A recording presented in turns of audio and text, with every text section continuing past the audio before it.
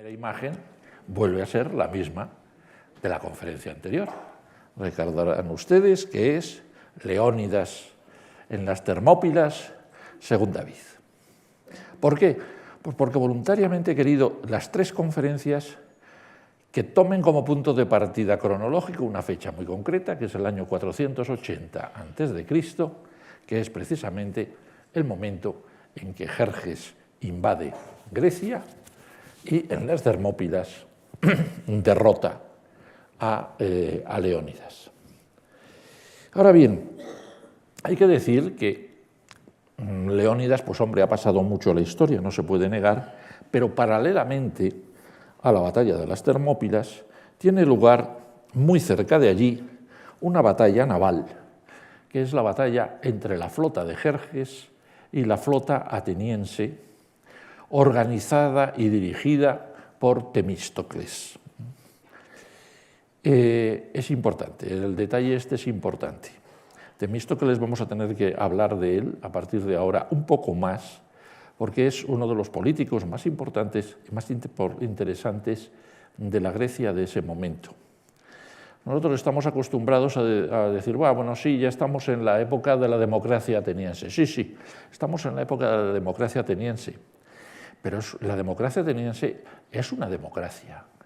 Desde el principio, desde el momento en que se forma, está dividida en partidos que se pelean unos con otros. Por tanto, el que hablemos de Temístocles, vencedor en Artemision, quiere decir que no hablamos de Milcíades, vencedor 10 años antes en Maratón. Milcíades era, digamos, la democracia, lo que se llamaba democracia moderada, que quería darle todo el poder a las clases medias y clases altas.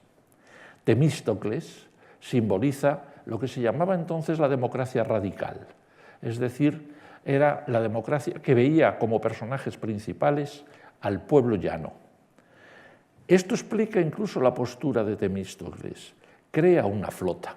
¿Por qué? Porque para la flota se necesitan únicamente remeros, gente que no necesita el dinero que necesitaban los hoplitas para hacerse un escudo, una lanza, una flecha, etc. Y esta oposición, digamos, de clases se va a mantener. Sea como fuere, en este momento gobierna Temístocles. Le toca gobernar a Temístocles.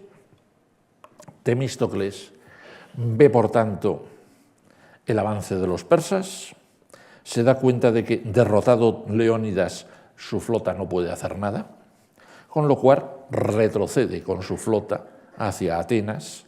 Hoy ya nos vamos a ocupar de Atenas, fundamentalmente, y llegado a Atenas, pues se plantea qué hacer con Atenas ante la llegada de los persas. Los persas se acercan y eso no hay quien lo mueva. Y bueno, lo único que se le ocurre es decir, oiga, vámonos todos.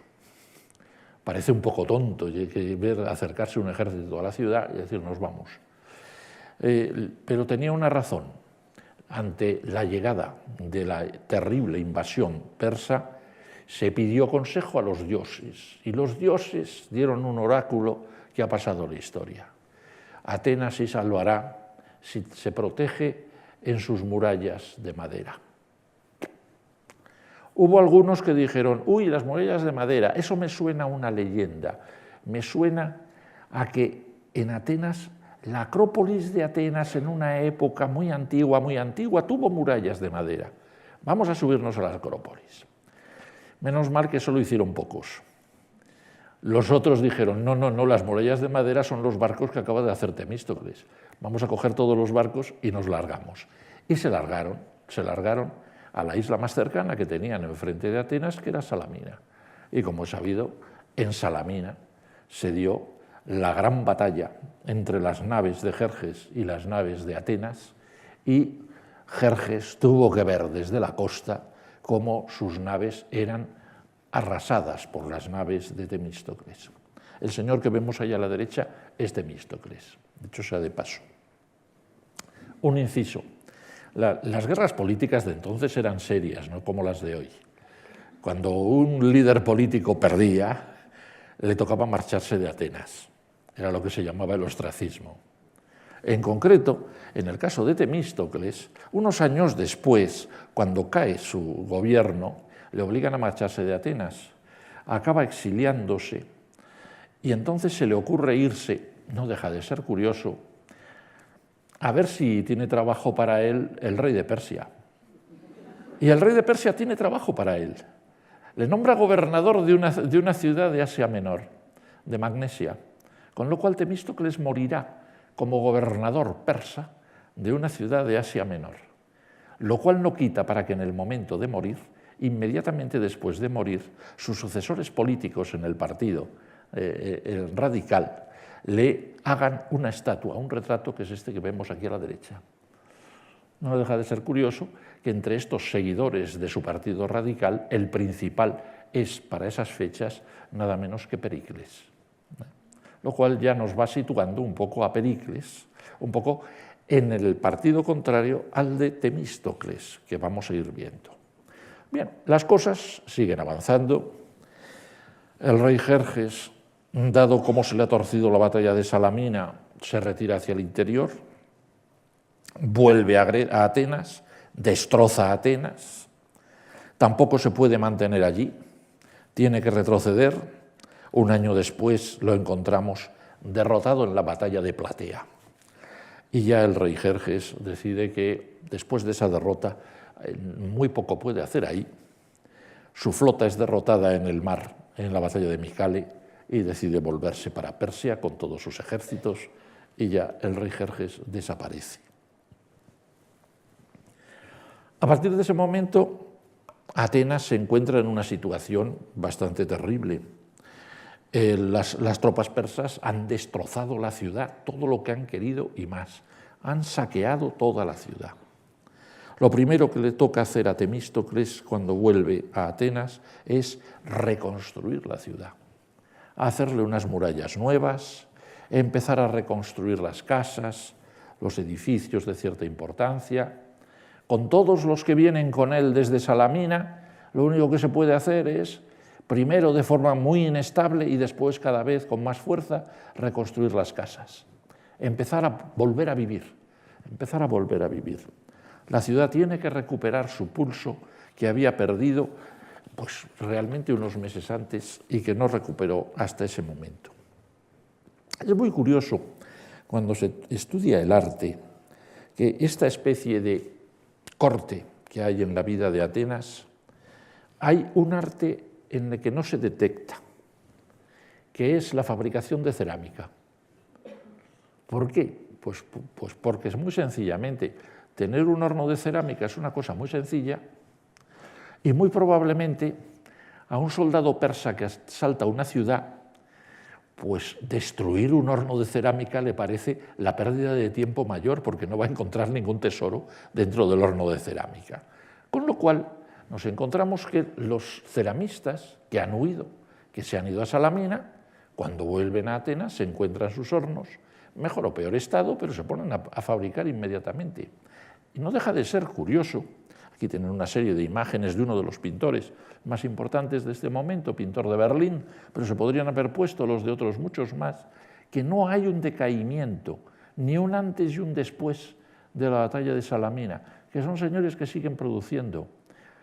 No hay documentado ningún autor de cerámica ateniense del que podamos asegurar que trabajó mucho hasta la llegada de Jerjes y después desapareció, es decir, murió. No, ni mucho menos. Da la impresión de que todos en bloque se fueron a Salamina, todos en bloque volvieron de Salamina y siguieron trabajando, sin plantearse mayores problemas. Sin embargo, la ciudad como tal, evidentemente, estaba en un estado lastimoso. Los edificios públicos que estaban acumulados en torno al ágora fueron destruidos, destrozados por los persas. Además, hay que tener en cuenta esos edificios públicos que estaban en torno al ágora se habían hecho casi todos en los años inmediatamente anteriores, es decir, a partir del momento en que en el año 509 a 507 las reformas políticas de Clístenes habían traído a Atenas la democracia. Eran, por tanto, edificios relacionados con la democracia. edificios, juzgados, es decir, yo qué sé, edificios para reuniones de consejos, etcétera, etcétera, cosa que estaba totalmente vinculada con el régimen nuevo. Este régimen nuevo de la democracia había venido a sustituir a la tiranía, que gobernaba en Atenas desde 50 años antes. Durante 50 años, Pisístrato y sus dos hijos, Hiparco e Hipias, habían gobernado en Atenas, y para ellos, lógicamente, ese tipo de edificios pues no tenía ningún sentido. Hay que saber, y es importante, que en el año 514 gobernaban Atenas, Hiparco e Hipias, y ocurrió lo que se llamó el tiranicidio. Dos nobles atenienses, a saber, Harmodio y Aristógitón, mataron a uno de los dos hermanos, a Hiparco. Hipias aguantó 4 años más en el poder, pero ya no tuvo más remedio que marcharse. Y al final lo que hicieron fue crear la democracia. Una creación de la democracia, todos sabemos que fue tremendamente curiosa, porque quien creó la democracia era el jefe de todos los aristócratas, a saber, Clístenes, de la familia de los Alcmeónidas, vamos. Como si cae un rey y crea la democracia el duque de Alba, o sea, de estas cosas. ¿Y por qué? Pues porque vieron que era la única forma de salir adelante sin pelearse entre duques, marqueses, condes, etcétera, etcétera. Hagamos una cosa que sirva para todos, teniendo en cuenta, y eso siempre se tuvo en cuenta, que al fin y al cabo vamos a seguir gobernando los mismos porque somos los que sabemos es leer, escribir leyes, etcétera, etcétera, etcétera. Es decir, cambiemos todo para que nadie cambie. Que fue precisamente la postura general de lo que se llamó la democracia moderada de Milcíades. ¿Por qué todo este rollo? Pues por una razón concreta. Lo primero que se hizo en el Ágora, nada más volver, antes de ponerse a reconstruir edificios, fue hacer un monumento.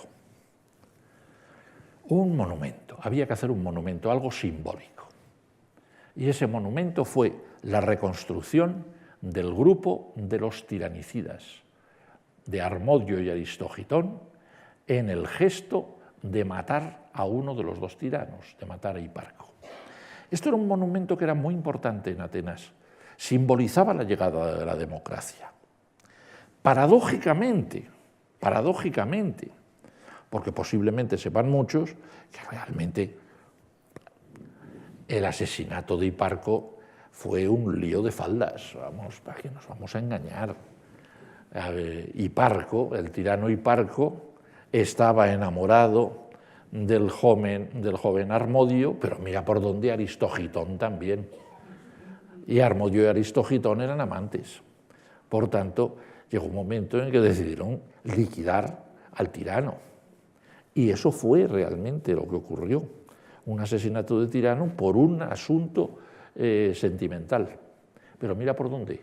Ese asesinato del tirano fue creando un movimiento tras otro, y aquello desembocó en la única democracia como Dios manda que tuvo toda la antigüedad, a lo largo de su historia. Vamos, no tiene nada que ver con la falsa democracia de la República Romana, que no tiene nada que ver.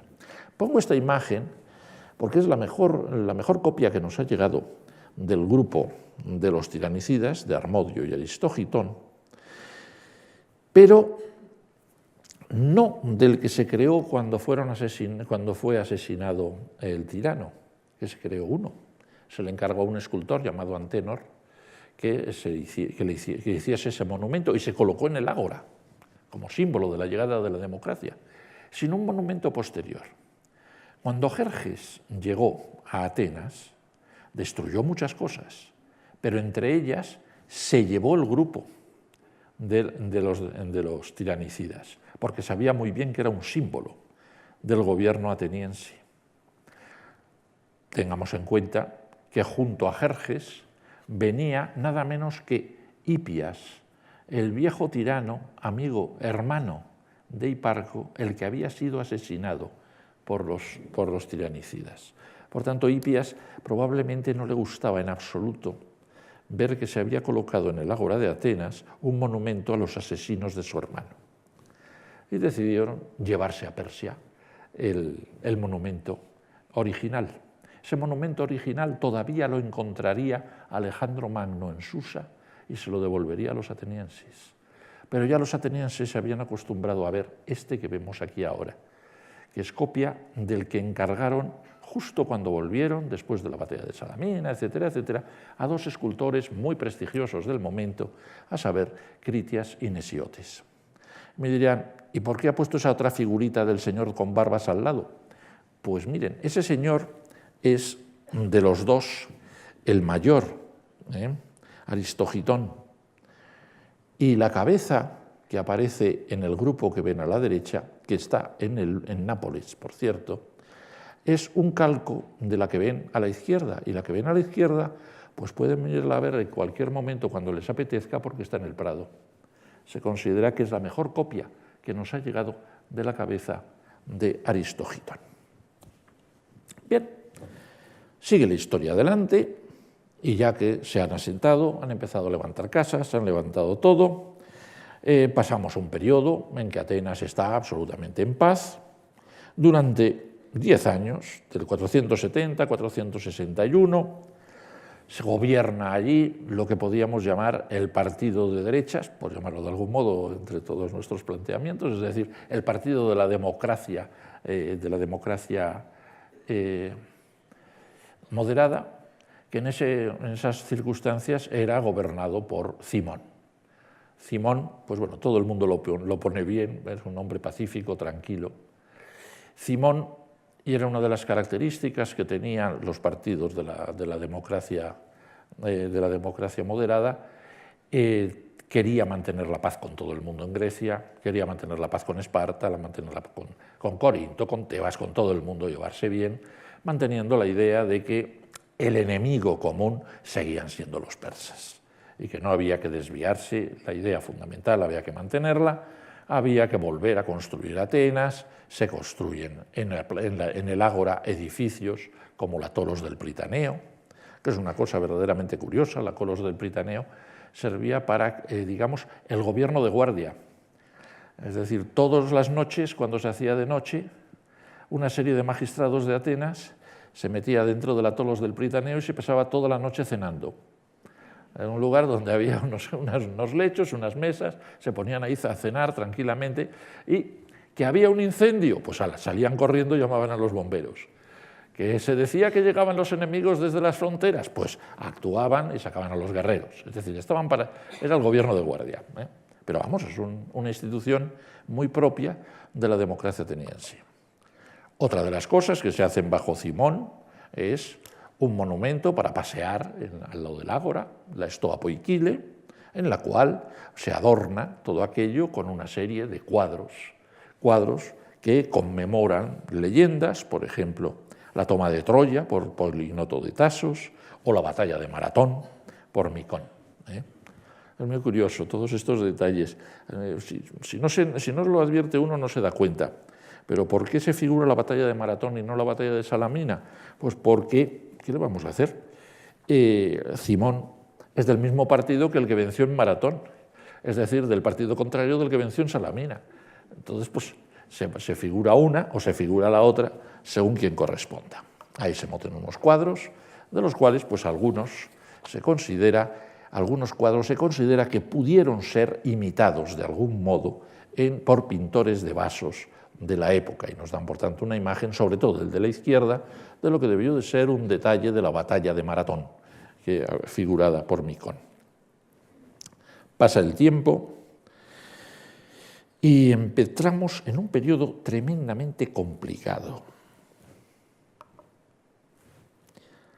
Este señor le suena a todo el mundo, me imagino, es Pericles. Pero Pericles tiene una vida política agitada al principio. El gobierno anterior, que acabamos de mencionar, el gobierno de Cimón, cae en el año 61, 461, y paralelamente, de forma totalmente circunstancial, muere el director del partido contrario, de los radicales, que era en aquellas circunstancias Efialtes. Y entonces empieza la oposición y el enfrentamiento entre los de un partido y otro. Y el que empieza a tomar la iniciativa es el del partido de Efialtes, es decir, el del partido de Temístocles, que hemos visto, es decir, Pericles. Pericles va tomando la iniciativa cada vez más. Las ideas que tiene Pericles son realmente magníficas, pero todas ellas en un mismo sentido, desde el principio. Pericles se da cuenta de que al ateniense de a pie, lo de estar todos los griegos unidos contra los persas, le empieza a resultar una cosa propia del pasado, que a lo mejor al ateniense de a pie lo que le interesa es machacar a los otros griegos, a Esparta, a Corinto, etc. Y efectivamente eso va a ser una de las claves de su triunfo político, el darse cuenta de que lo que tiene que ir haciendo, lo que le va dando votos, por llamarlo de algún modo, es derrotar a Esparta, pegarle un golpe a Corinto y sobre todo, machacar a todas las islitas del Egeo. Eso ya fue su especialidad.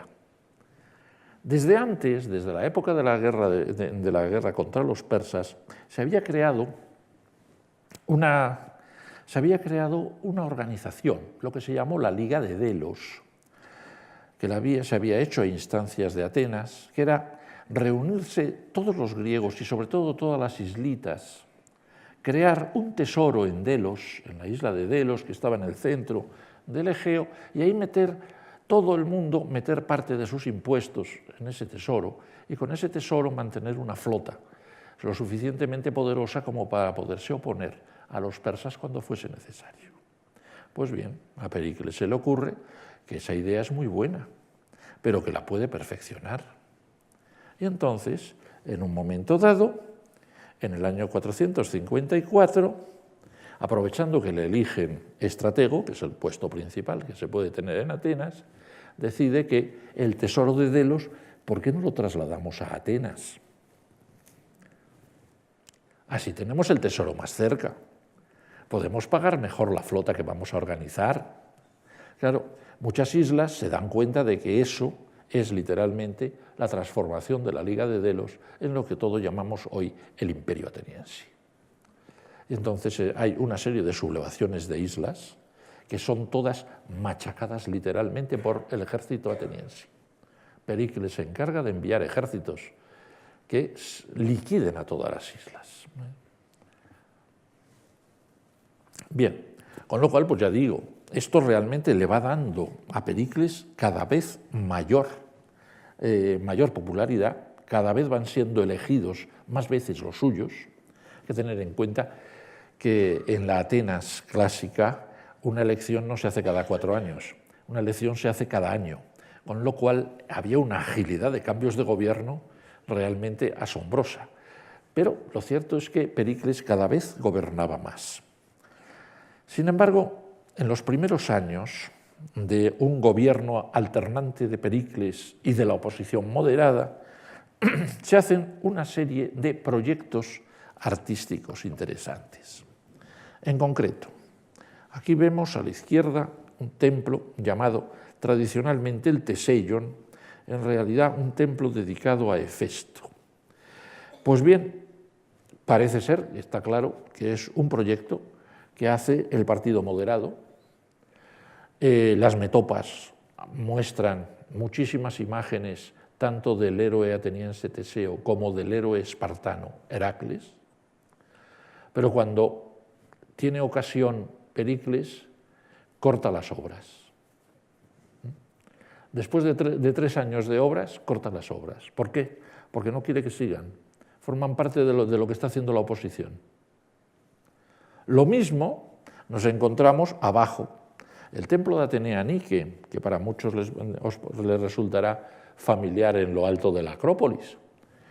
Pues lo mismo, es un proyecto que hace el partido moderado, se le encarga el proyecto a un arquitecto importante de la época, Calícrates, hace el proyecto y están poniendo las primeras piedras cuando llega Pericles toma otra vez el poder y dice, no, no, esto no me interesa para nada, no forma parte de mi proyecto.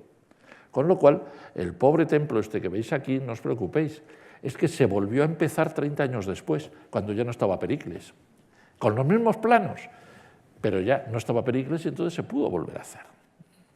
Realmente es maravilloso ver esta historia entremezclada de política y arte en la cual los proyectos de un partido son sencillamente saboteados por el contrario.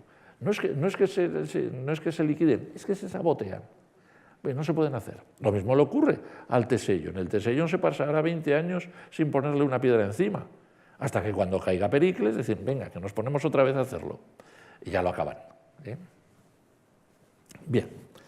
Lo que sí es curioso es que estos años confusos de peleas entre unos y otros y los que vendrán después ya no van a tener como eje, como lugar para sus acontecimientos la Acrópolis. Se va a centrar todo en el ágora. El ágora va a pasar a segundo término. Todo el mundo se va dando cuenta de que lo importante en Atenas, lo simbólico en Atenas, es la Acrópolis. La Acrópolis va a ser el eje de las discusiones y la Acrópolis va a ser el lugar donde Pericles quiera mostrar su impronta y quiera mostrar su política, de cara a todos los griegos, para dejarles claro a todos los griegos que Atenas está por encima de todos ellos. Es realmente el eje de su política. Esto nos lleva, para que entendamos un poco lo que es la actuación de Pericles, a ver lo que era la Acrópolis antes. No siempre la Acrópolis había sido un símbolo de Atenas, como lo querrá hacer Pericles. Antes habían sido muchísimas cosas. Si nos remontamos a las épocas más remotas, pues oye, ahí tenemos todavía ruinas, restos de lo que fue el palacio de los reyes micénicos que gobernaron en Atenas.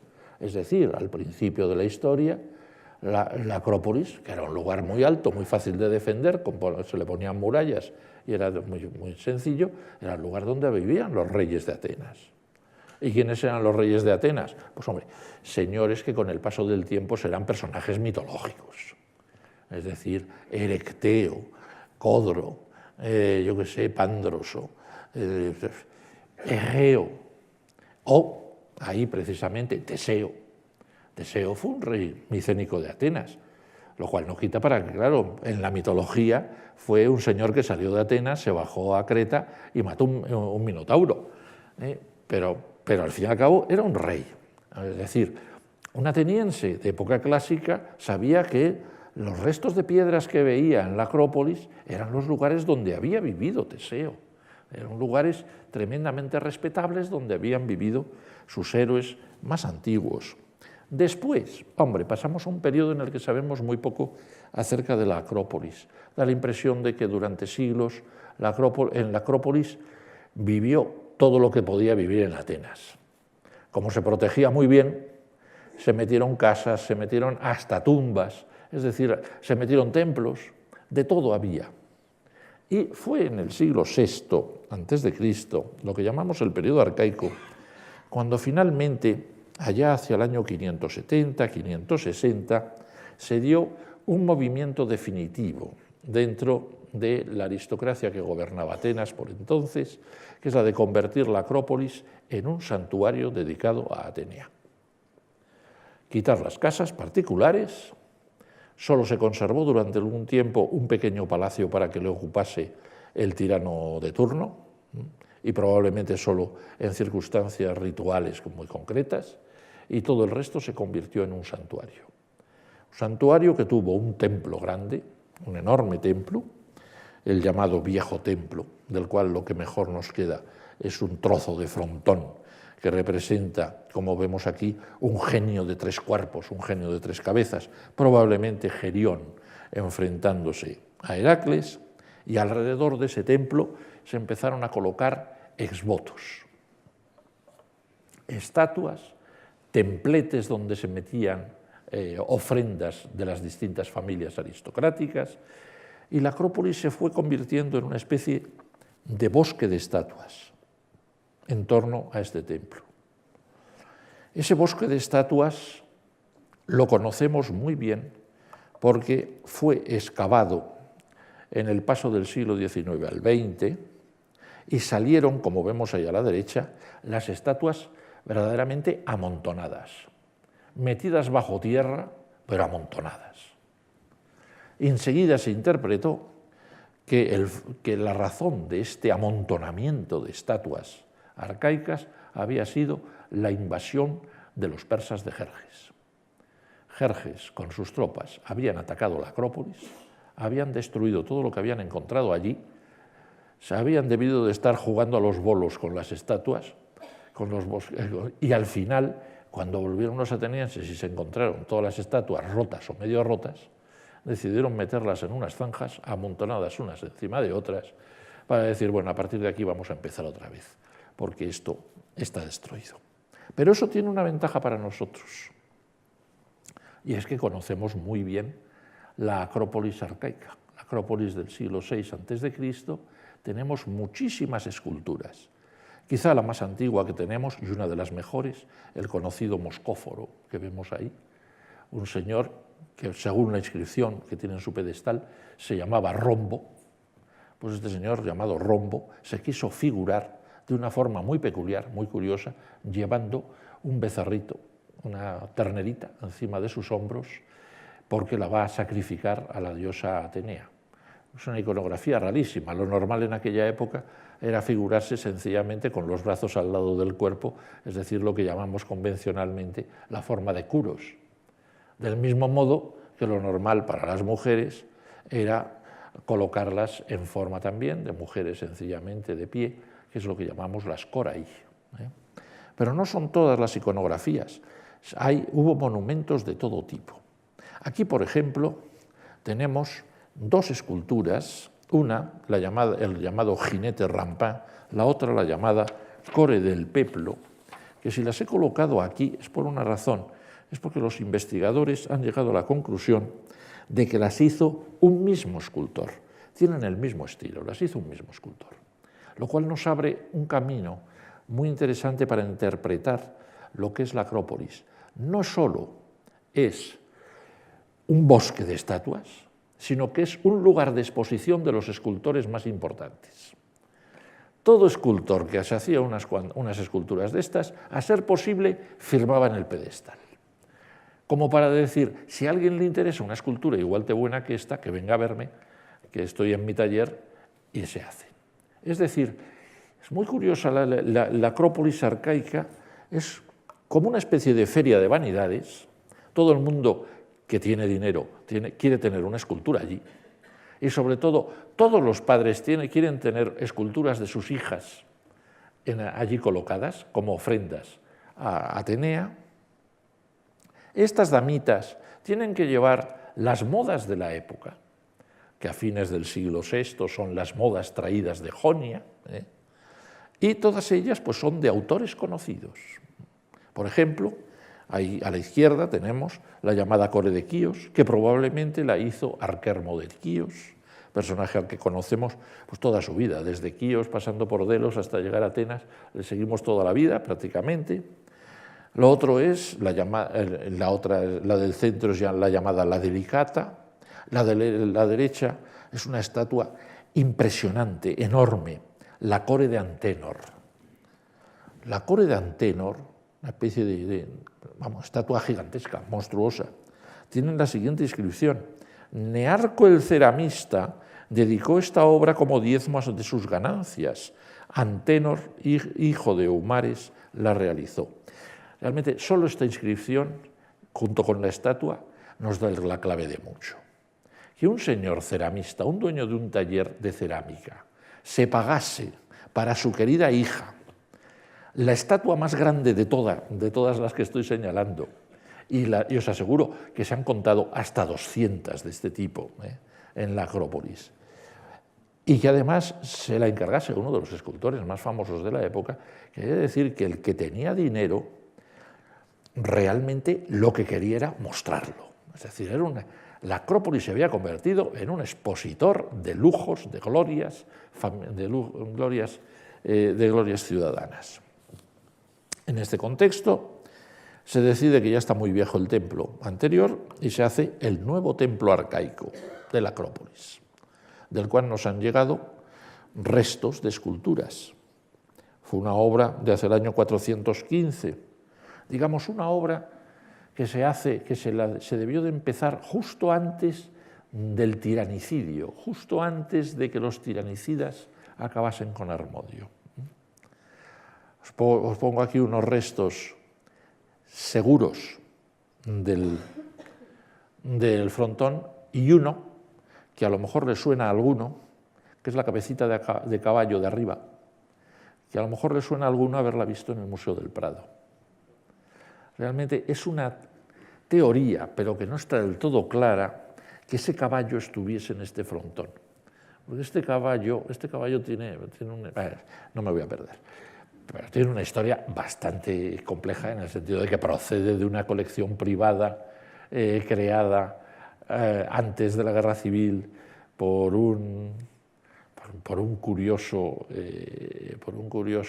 artista, marchante y no sé cuántas cosas más mexicano instalado en medio mundo. Un señor que trajo un montón de cosas y que, como corresponde a estos casos, nunca sabe nadie de dónde sacó cada pieza. Pero mira por dónde coincide bastante el estilo.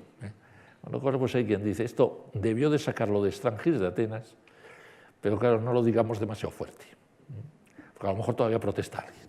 Bueno, y además no es seguro. Bien, cuando se acaba de hacer esto, en el año 490, mira por dónde la batalla del Maratón hace que los atenienses se entusiasmen. Han logrado su democracia y han logrado que su sistema democrático funcione lo suficientemente bien como para organizar un ejército rápidamente y derrotar a los persas en la batalla de Maratón. Contentísimos se vuelven todos con todo el botín que han tomado al ejército persa de Darío en la batalla del Maratón y deciden hacer un montón de monumentos en la Acrópolis.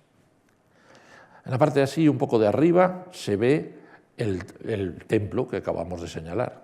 En la parte de más abajo, mayor, un templo que hacen para conmemorar la victoria. Es lo que llamamos el Prepartenón. Hacen un edificio enorme que dicen esto va a servir como homenaje a la diosa Atenea porque nos ha dado la victoria. Y de paso vamos a organizar una puerta principal para entrar en el conjunto de la Acrópolis, que van a ser unos propíleos. Eso va a ser, vais a ver lo bonito que es. Sí, y estaban tan entusiasmados que siguieron haciendo estatuas para adentro. Y se hicieron en ese momento algunas de las estatuas más fabulosas que tuvo la Acrópolis. El efebo rubio, la core de Eutídico, llamada la Malcarada, ambas obras de un mismo artista, sin lugar a dudas, posiblemente Diopeites. Junto a ello, pues florecieron obras importantes. Critio, el mismo que junto con Nesiotes haría un poco después el grupo de los tiranicidas, realiza el efebo de Critio. Incluso se hacen algunas placas, por ejemplo, pues mira, esa placa que aparece ahí arriba pintada, la placa pintada de un oplitódromo, pintada por un pintor de vasos conocido llamado Eutímides, mira por dónde se hizo para un señor que lo encargó, se llamaba Megacles, un señor que con el tiempo sería tío de Pericles. Así. Pues bien, se están haciendo todas estas cosas cuando ocurre lo que vimos al principio de la clase, que llegan los persas. Llegan los persas y destruyen también la Acrópolis. Igual que han destruido todo el resto de Atenas, destruyen la Acrópolis. Y hay que volverse a poner a trabajar.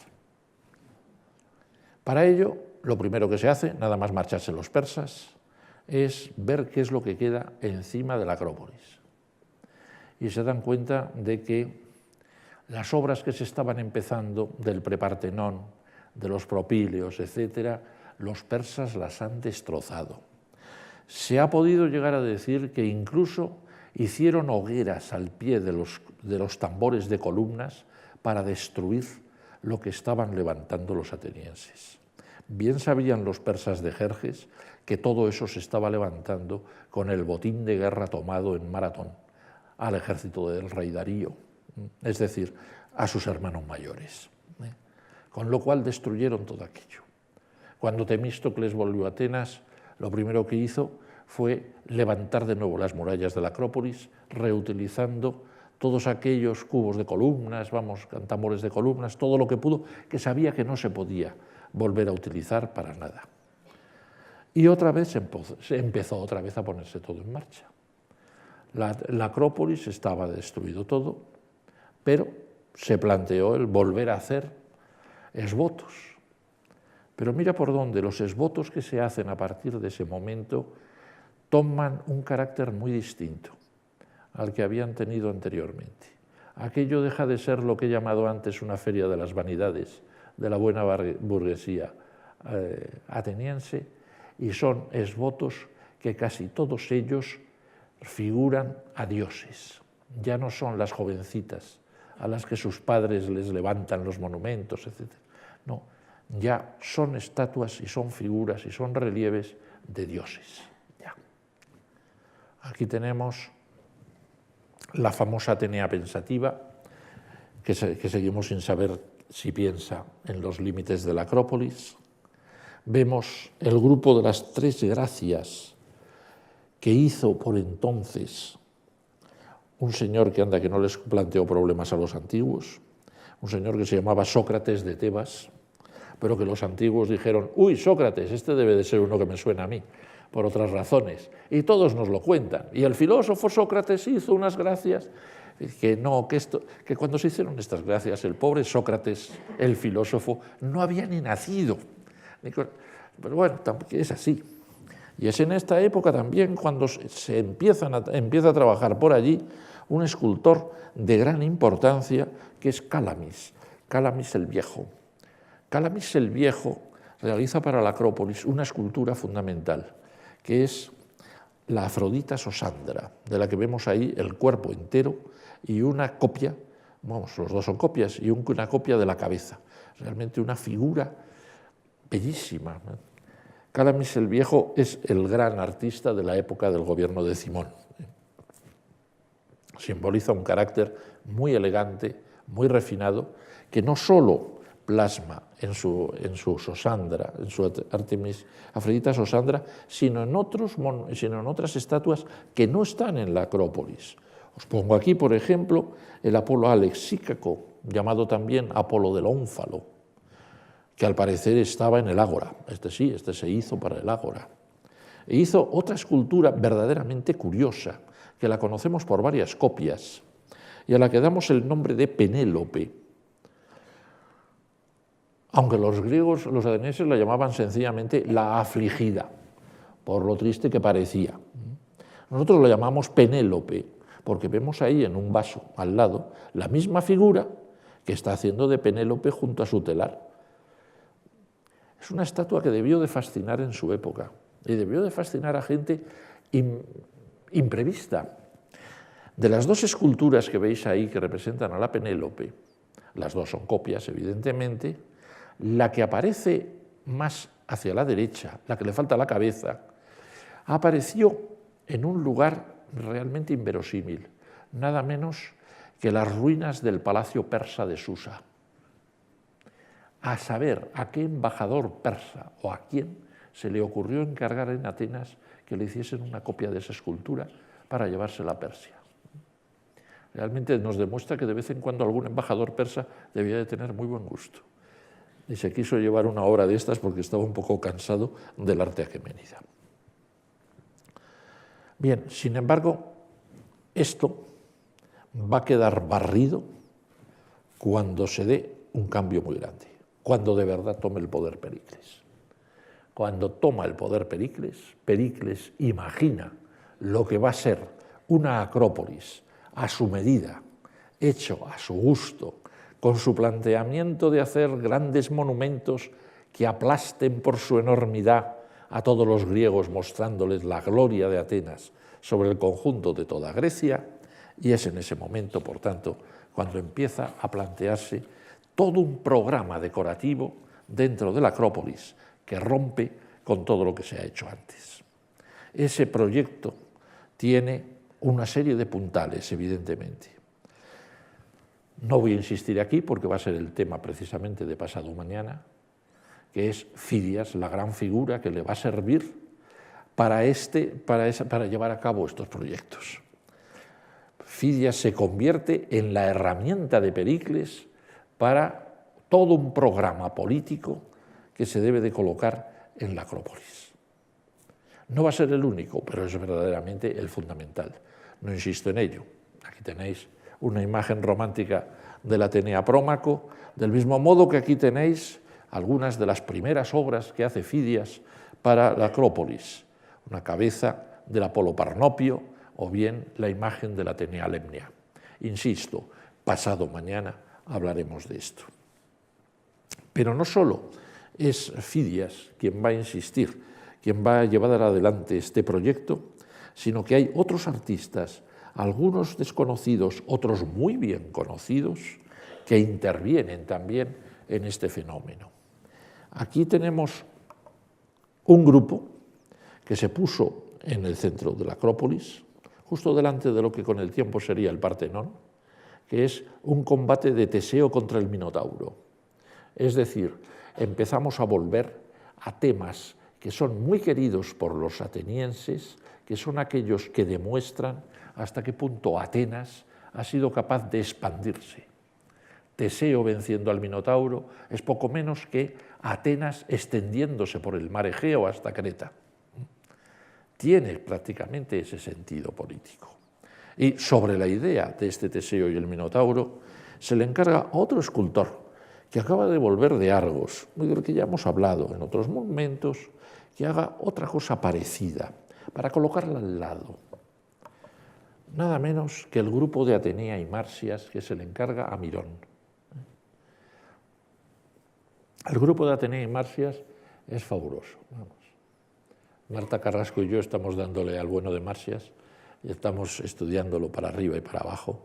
Es un grupo realmente muy interesante. Del mismo modo, tiene un contenido político muy claro. Simboliza la victoria de Atenas, figurada por Atenea, sobre Tebas, simbolizada por el sátiro Marsias. Lo que muestra es a Atenea, que ha inventado la flauta y que descontenta porque al tocar la flauta se le hinchan las mejillas, la tira al suelo y el sátiro Marsias se muestra su tremenda sorpresa y se lanza por ella. Es decir, viene a querer decir lo que Atenas desprecia, los de Tebas se asombran por ello y quieren apropiárselo de ello. Realmente es una obra magnífica, y hombre, lo siento, voy a dedicarme un momentito a hablar de la Atenea, porque me imagino que la Atenea de la izquierda le suena a más de uno, entre otras cosas porque está en el Prado.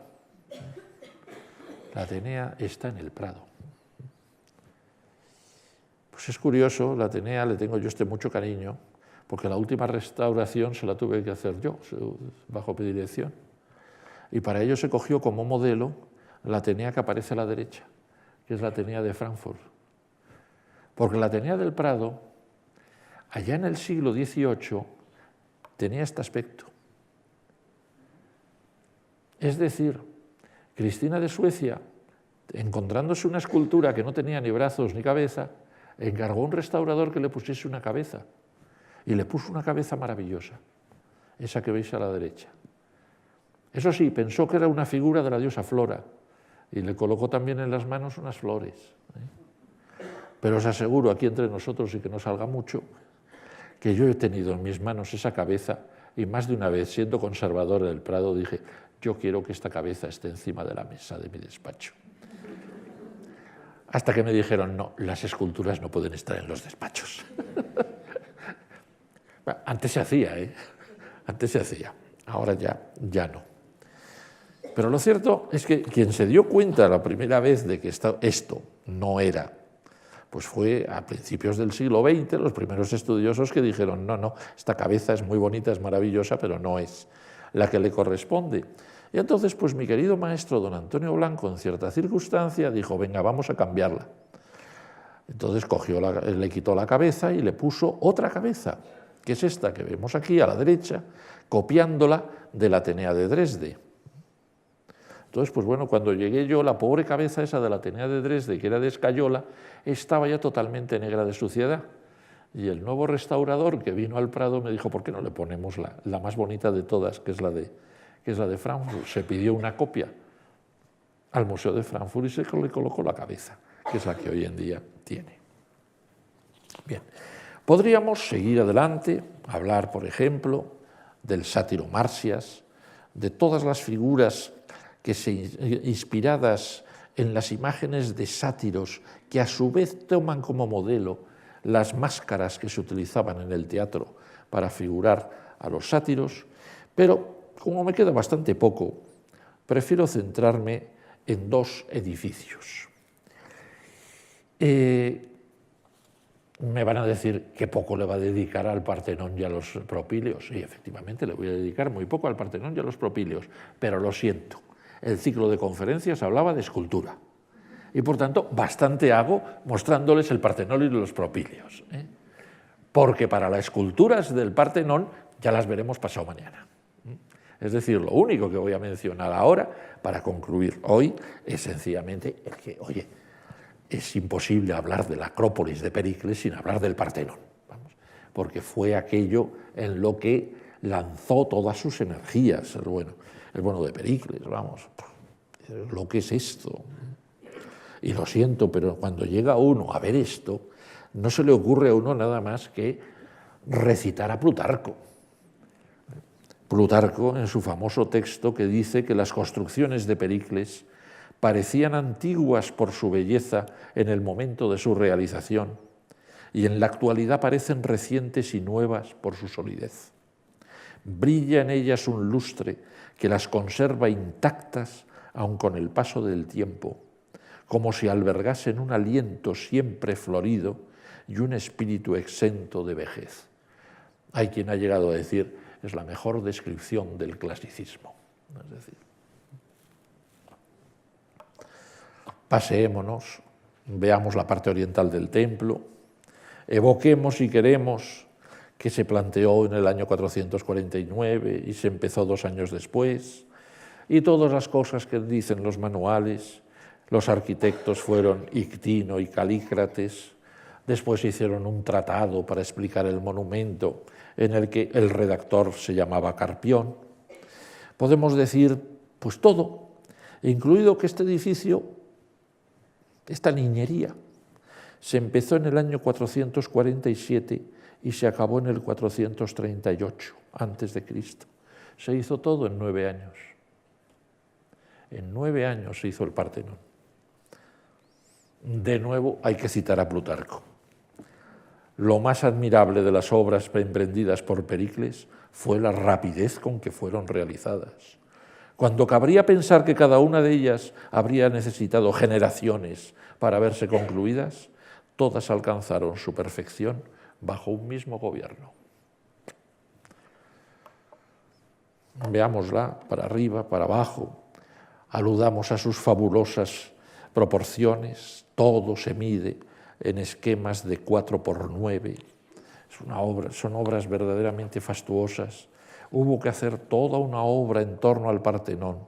El Partenón, para realizarlo y que se viese por todas partes, hubo que acondicionar todo lo que había alrededor del Partenón. En concreto fue por allí donde se metieron las esculturas arcaicas, que estaban las pobres, rotas por todas partes. Pero ya digo, lo siento, tendría a lo mejor que contarles la diferencia entre el prepartenón y el Partenón. Tendría que contarles cómo el Partenón fue el primer edificio griego, el primer templo griego que se pensó desde dentro para afuera. Es decir, se pensó para darle la importancia fundamental a la escultura, la Atenea Partenos, de la que hablaremos dentro de 2 días, y desde ahí se fue realizando todo el exterior.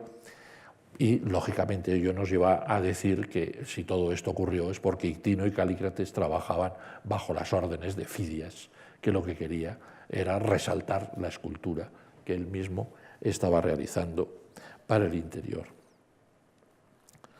Realmente es fabuloso, se puede analizar todos sus detalles, las medidas de sus columnas, relativamente altas, más esbeltas que las de Afaya y Olimpia, los intercolumnios estrechos que verdaderamente le dan una sensación de más compacta a todo el conjunto, toda una serie de elementos que cabría dedicarse largamente a ellos, como el famoso fenómeno de que todas las líneas del Partenón son en realidad curvas, es decir, que el Partenón vibra como un músculo, no tiene ningún elemento recto.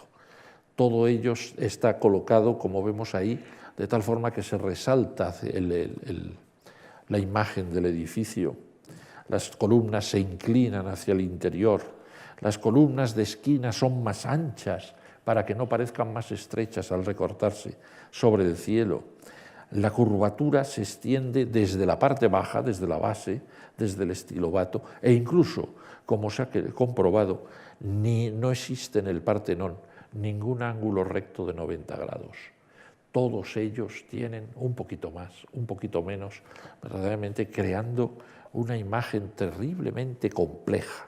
Se ha estudiado todo, se ha estudiado del Partenón e incluso la proporción de la altura total, 18 metros, con respecto a su anchura, lo cual nos da, curiosamente, una proporción de 1,70. ¿Por qué? Lo digo porque se ha discutido incluso si el Partenón sigue la forma armónica, la forma proporcional de lo que se llama el número áureo, la proporción áurea. Pues bien, la proporción áurea es 1 a 1,62.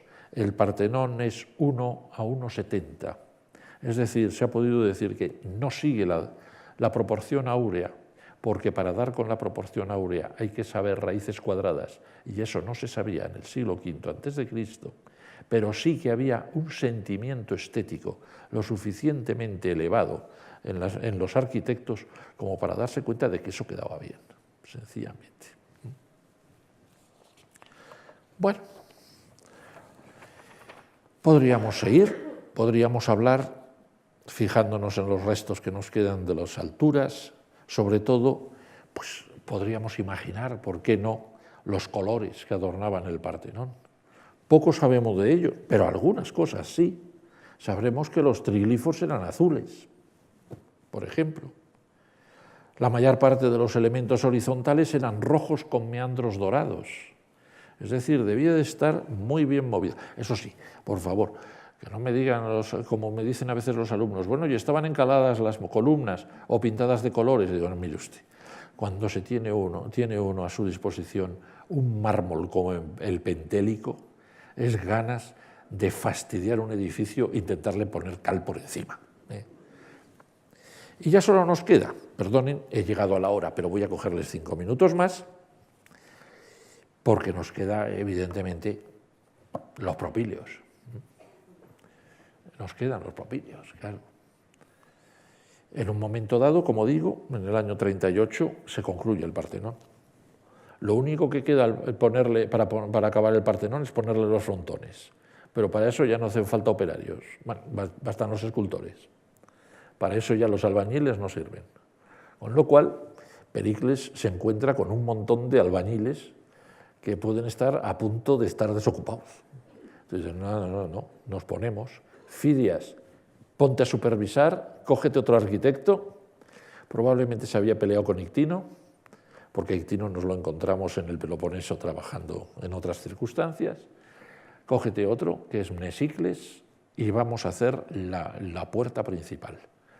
Ya que no tienen que seguir entrando bloques de piedra, porque el Partenón ya está acabado, podemos ya permitirnos hacer los propíleos. Quitar los restos de ruinas que nos quedan de los propíleos que se habían iniciado antes y hacer unos propíleos nuevos. Para ello, se sabe que casi uno de los trabajos principales fue hacer la rampa de acceso, que había que tallar un montón de roca para hacer la rampa de acceso. Pero después, en el año 438, cuando se inaugura el Partenón, empiezan las obras. ¿Y eso por qué lo sabemos? Muy sencillo, porque hay una cosa muy importante que ha llegado hasta nosotros, que son las cuentas de la Acrópolis. Hay una serie de grandes placas llenas de palabritas. O sea, seguro que yo me he intentado volver loco en leerlas, no hay quien las lea. Hay que ser epigrafista para leerse eso. En las cuales van diciendo lo que se paga cada año. O sea, la democracia ateniense es muy seria y las cuentas las lleva bien y las pone en público. Este año, el año en que siendo arconte perenganito de tal, siendo sacerdote tal, se pagó. Para el frontón, para los frontones, tanto. Para los propíleos, tanto. Para esto, tanto. Pues, verdaderamente son unas cuentas que nos permiten saber año a año lo que se va haciendo. Con lo cual sabemos que en el año 437 se empiezan los propíleos. Me dirán ustedes, ¿y cuándo se acaban? Nunca. No se acaban nunca por lo que voy a decir ahora. Se plantean, Mnesícles se pone a plantearse cómo puede ser esto en planta y se pone a trabajar en las partes que aparecen aquí de negro. Las otras ni se llegaron a hacer. Como digo, no se acaba. Salvo hay quien dice que realmente era lo suficientemente lúcido como para empezar por un sitio y hacerlo crecedero. Es decir, bueno, si tengo tiempo, sigo. Si no tengo tiempo, no sigo. Entonces se hizo la subida desde la parte de abajo con una compleja juego de zigzags. Lo digo porque casi siempre todo el mundo dice, pero fijaros cómo sube la gente. Sí, sube la gente así en esta maqueta, pero en la época de Pericles por ahí tenían que subir carros, caballos, animales de sacrificio y cosas así, cosa que no se puede subir por una escalera. Había que hacer una rampa en zigzag, que es lo que realmente se hizo. Y desde ahí se entraba en el propíleos. Verdaderamente la imagen que debían de tener los propíleos en sus inicios era como una preparación para el Partenón. Es evidente que Mnesícles se basó cuidadosamente en todos los sistemas de proporciones del Partenón para hacerse los propíleos. Solo hizo una variante, que hizo un pórtico de 6 columnas en vez de un pórtico de 8, y que a los lados colocó unos salientes hacia afuera que permitían darle al visitante la idea de que iba siendo acogido hacia el santuario, y de paso a la izquierda, las columnas que se ven más a la izquierda, daban la entrada a un comedor, a una sala para que los sacerdotes invitasen allí a la gente a comer, a sus invitados, en un conjunto verdaderamente muy agradable, rodeado por magníficas pinturas. Eso es lo que hace que con el tiempo a eso se le llamase pinacoteca, pensando que era más importante la colección de pinturas que los lechos que estaban colocados ahí para los sacerdotes. El interior debió de ser impresionante. Tan tremendamente alto era que se decidió que la parte interna había que hacerla en orden jónico, porque si no hubieran sido unas columnas tan aparatosas que realmente no se podrían haber hecho. Realmente eran tan ambiciosos los propíleos que una de las cosas que se inventaron en ellos fueron que algunos arquitrabes, que eran excesivamente largos y que Mnesícles pensaba que no iban a aguantar, les colocó unas franjas, unas barras de hierro para reforzarlos. Es lo que a veces irónicamente se ha llamado, inventó el mármol forjado o el mármol, o el mármol armado. Finalmente, pues bueno, llegó hasta el final, hizo la parte de atrás y en un momento dado, en el año 431, le debieron decir, se ha acabado, no hay dinero. ¿Por qué no hay dinero? Porque se ha declarado la guerra del Peloponeso contra Esparta y necesitamos dinero para el ejército. Con lo cual ni siquiera llegó a alisar los muros, como vemos ahí, se dejó sin alisar los muros. Y ahí acabó el siglo de Pericles. 2 años después se declaró la peste en Atenas, en plena guerra contra Esparta, y Pericles murió presa de la peste.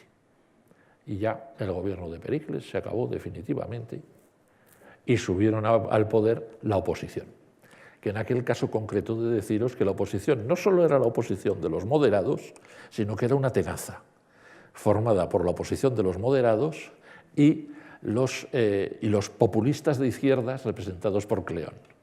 Con lo cual, pues, bueno, quedó liquidado aquello y siguió la guerra.